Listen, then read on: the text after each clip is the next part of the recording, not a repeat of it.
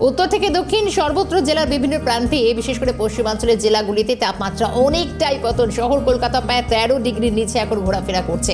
শীতপ্রেমী মানুষের কাছে এটা একটা বড় উপহার বলা যেতে পারে, বা বলা যেতে পারে যে আরও কয়েকদিন যেভাবে ঠান্ডা পড়বে বলে একটা ইঙ্গিত আবহাওয়া দপ্তর দিচ্ছে।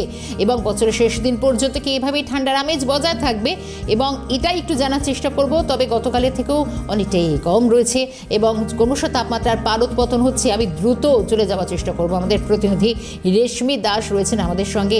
রেশমি, গোটা রাজ্য একেবারে শহর কলকাতা এবং রাজ্য ঠকঠক করে কাঁপছে। প্রায় শীতপ্রেমী মানুষরা বলছেন যেটা একটা বড়দিনের উপহারও বলা চলে।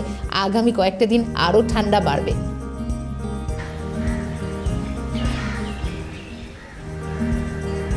সুপ্রভাত তোমাকে এবং সুপ্রভাত আমাদের সকল দর্শক বন্ধুকে। প্রথমেই জানাই, গতকালের তুলনায় তাপমাত্রা কিন্তু অর্থাৎ সর্বনিম্ন তাপমাত্রা কলকাতায় আরও কিছুটা নেমেছে।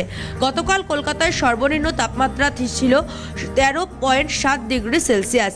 আজকে সর্বনিম্ন তাপমাত্রা 13 ডিগ্রি সেলসিয়াস এবং সর্বোচ্চ তাপমাত্রা রয়েছে প্রায় 21 ডিগ্রি সেলসিয়াসের আশেপাশে। ঘড়ির কাঁটায় 7:30 বেজে গিয়েছে, কিন্তু এখনও বাইরে কনকনে শীত তা অনুভূত হচ্ছে। অর্থাৎ ভোরবেলায় যেই শীত, কনকনে শীত অনুভূত হতো, বেলা বাড়ার সঙ্গে সঙ্গে আজকে কিন্তু সেই কনকনে শীত অনুভূত হচ্ছে। তবে আজকে শহর কলকাতায় কুয়াশার দাপট নেই। বেলা বাড়ার সঙ্গে সঙ্গে বিভিন্ন যে জেলাগুলি রয়েছে শহর কলকাতার পার্শ্ববর্তী জেলা, সেখানে কুয়াশার দাপট কমবে। সকালবেলা অর্থাৎ ভোরবেলা এবং রাতের বেলায় কুয়াশার দাপট থাকবে। দৃশ্যমানতা প্রায় কমে 150 থেকে 200 মিটার হয়ে যেতে পারে।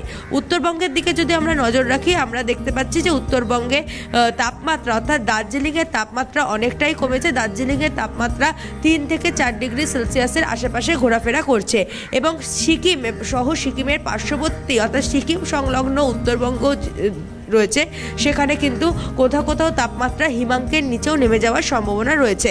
এবং হিমাঙ্কের নিচে নেমে গেলে সেক্ষেত্রে তুষারপাতের একটা সম্ভাবনা রয়েছে উত্তরবঙ্গে, অর্থাৎ উত্তরবঙ্গের পার্বত্য জেলাগুলিতে।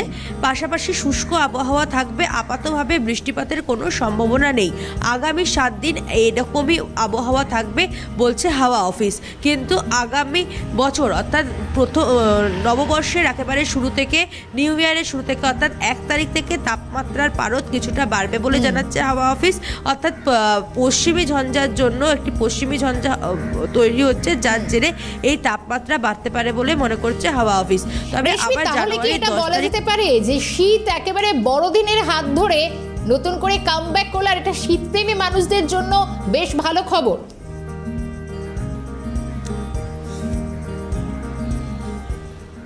একদম দেখো, 25 তারিখ থেকে 31 তারিখ এই স্প্যানটা একেবারে কনকনে শীত থাকবে, অর্থাৎ যাকে বলে জাকিয়ে শীত।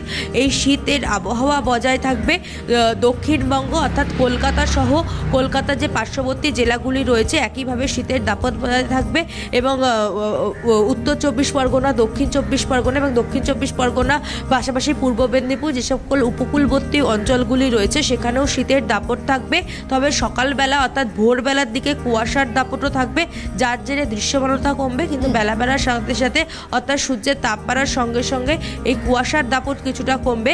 তবে শীতপ্রেমীদের জন্য সুখবর, আগামী 31 তারিখ পর্যন্ত একেবারে চুটিয়ে শীত উপভোগ করতে পারবে শীতপ্রেমীরা। ধন্যবাদ রেশমি। রেশমি ছিলেন আমাদের সঙ্গে সরাসরি।